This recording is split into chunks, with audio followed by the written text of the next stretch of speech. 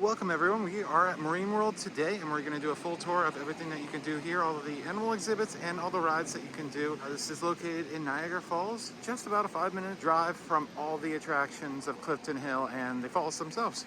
As soon as you walk in, you have King Wardolph's Theater. We'll check out one of those shows and show you some footage from it right now.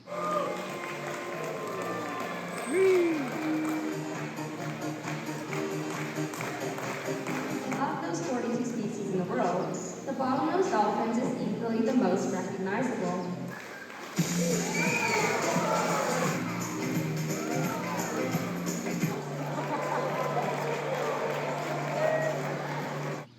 And once you've seen your show, you can upgrade your fun card this year for $5 or online, it's free. So basically buy one day, get the season free. Pretty good deal. And then most of the attractions are to the left, but first there is the Penguin Palace. So let's go ahead and check out some penguins because everyone loves penguins. And here the penguins are. Look at them. Oh, they're, ooh. Nice. Oh, okay. And over here, looks like we have some koi fish. This amazing little fish pond. Very neat. And then right across from there, it looks like we have more fish that go around the edge of the facility. All right, your main place, and probably the only place to get any significantly to eat, is the Hungry Bear restaurant. We'll take a look inside what there is. We saw one snack stand open throughout the park, but that's it so far. Here's your selection of all the food. Hamburgers, chicken, salads, hot dogs, typical affair. And then they have pizza over that way. I have another one of holding a too. Because why not have all the capacity you need for a park that never gets anybody? Looks like you have some Asian expired food over there. Unfortunately, you can't bring your beer with you, but I love the sign. Very fun. So we're going to the kids area, the family area, where all the family rides are. There's a pretty good selection here. I'm not sure of all the status of all the rides throughout the season, but we'll show you them all. Biking Adventure is a rocking type of attraction. Like the theming. Love the boat. Really cool. And I like how they incorporated hills into the ride itself. Something that you'll see later on the park loves to do. Creating artificial mountains. This is, I don't even know what this is. This looks like, I want to do this. We're going to do this. I'm going to get Seth. You can do it. Here is the... It looks like we just did. I know, this is awesome. Look at this bee ride. It looks like a trica, basically, but different. So that's cool. Here's the Orca Screamer, which is a small little drop tower. I've done these before. They're actually quite fun. They create little pops of airtime, even though they're pretty small.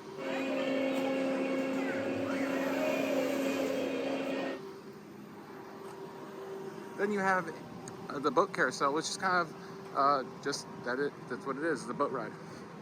It goes around and around for little kids.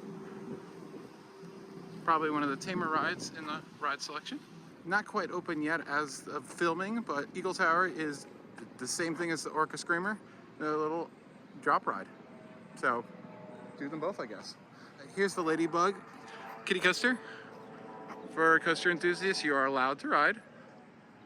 It's not operating today, unfortunately, but yep, does a little tilt and a few little drops. Not that thrilling, but just right for little kids.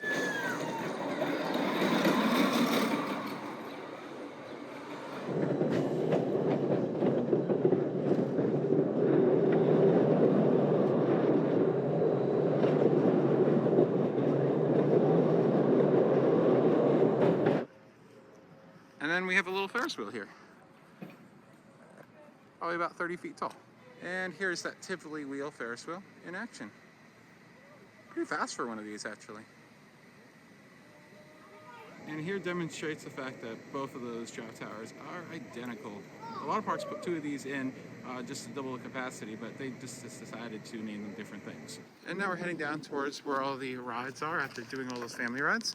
And you'll notice that the midways are wide and it's a very long walk between every single attraction. This park's a little bizarre in that way. It's like the biggest midways ever for the emptiest park. Yeah. But here's one of the newest attractions, the Polar Splash, coming up here, which is a little splash pad for the kids. I'm not sure when its schedule is to open, but it's currently mid-June and has not opened yet for the season, it seems. But we'll show you everything that there is in there, because there's a lot to do, for sure, for little kids.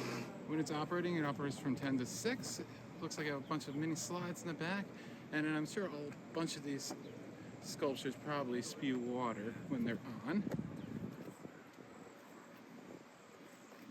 Walrus. And bears fighting. Playing. Oh, and like a water curtain back there. So definitely lots to do. And our second animal exhibit is Friendship Cove. This is where the beluga whales are. I just saw one pop up. I hear them. Sure to check out the underwater viewing area. They have some facts about the beluga whales and the killer whales. And they're the killer whales over there. We'll take a look at them from above in a moment. Here are the belugas. Beluga or color? I like the killer whales. They're awesome. The orcas. Hello. Corkscrew. They're so peaceful. He just likes going upside down apparently. Me too. Hi.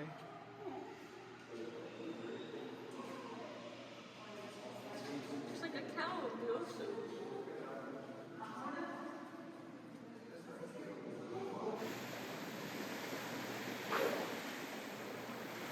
The first ride we're coming up to is the Ocean Odyssey, which looks awesome.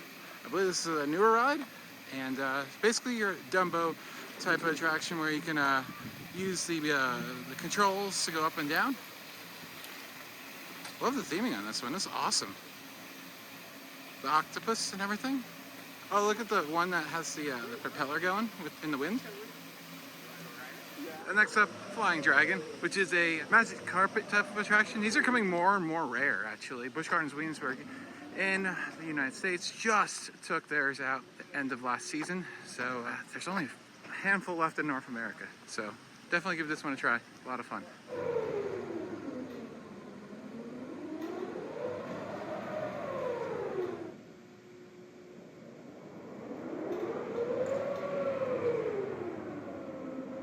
And then next up is the Wave Swinger. This is a pretty classic attraction. They're everywhere. You go up and you spin, and they're fun.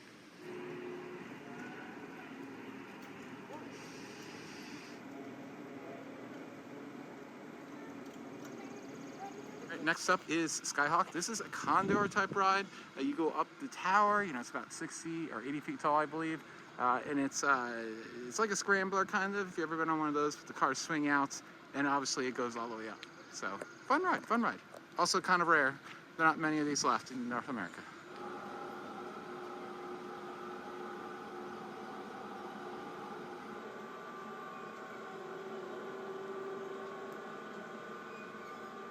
All right, the next thing is Arctic Cove, which is another animal exhibit. And of course you gotta walk a mile to get there with a huge walkway. I don't get this park and why they thought they needed these wide walkways. So yeah, it's just more beluga whales for whatever reason. Past the Arctic Cove, there's a scenic area. You'll see lots of geese and ducks and all that stuff, but no captive animals. Pretty part of the park. And the landscaping here is kind of kept up pretty well, but at the same time, it's like not. So much potential at this park. Oh boy. Here's Kona Dos Twister, which is a teacup theme to orcas. It's super cute. Look at it.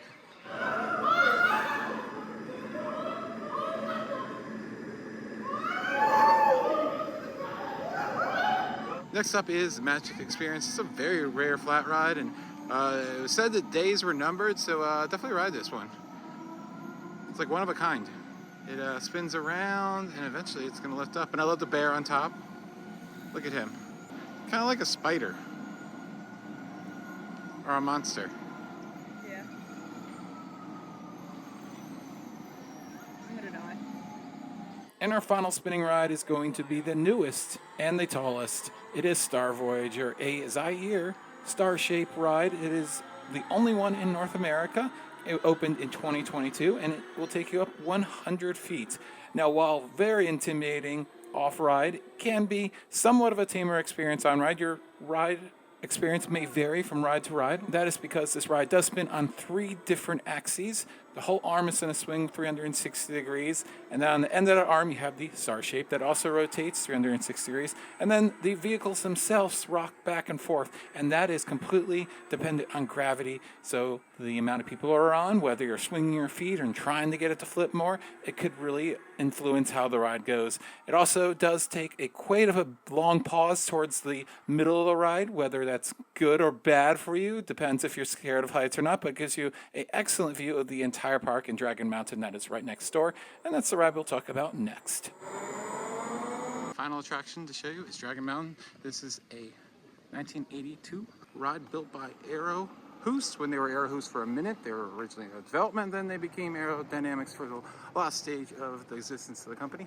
This ride is absolutely amazing. 4 inversions, kind of a mine train, kind of a looping coaster at the same time.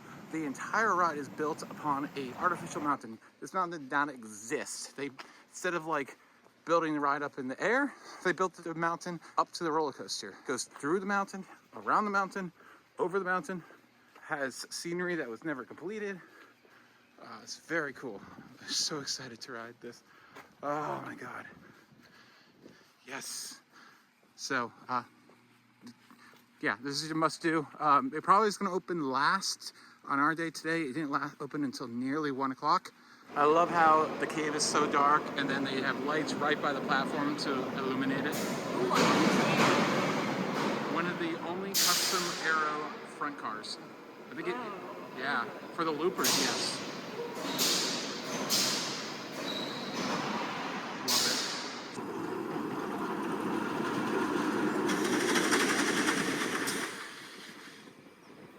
Our final attraction is going to be the SkyScreamer. This is a SNS combo tower. First you have to walk up the hill though, which basically you got to do a complete 360 almost, all the way up to that hill. It's about 150 feet up. So this will take a while for sure. Here's some of the amazing views you get as you walk up the mountain. Here's that huge splash pad. It's actually warming up today. When I first got here, it was sweater weather, and now it's not so much. You can see how close you are to Niagara Falls with all the hotels that are right by the Horseshoe Falls. It's that close.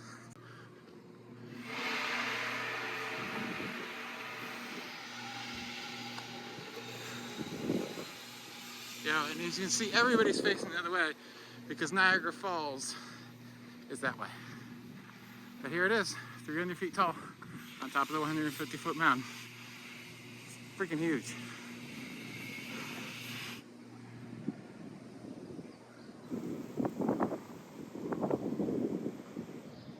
We'll check out the Whale Shop, which is their main merchandise shop. Let's see what they got. And man, do they have a lot. They have everything you could possibly need. Stuffed animals. Look at this guy with his little hat. And all these different Marineland shirts for the kids. They're so cute. Pencils, drink cups, bowls. Super, super cute. You got all your drinkware here. And candles. And then they have like a bunch of these inflatable. They have drink cups. Which I'm not sure if you can use in the park. These are like the drink cups I usually get for souvenirs. I'm not sure about that. But yeah, definitely good merch. And the prices aren't too bad from what we bought at least.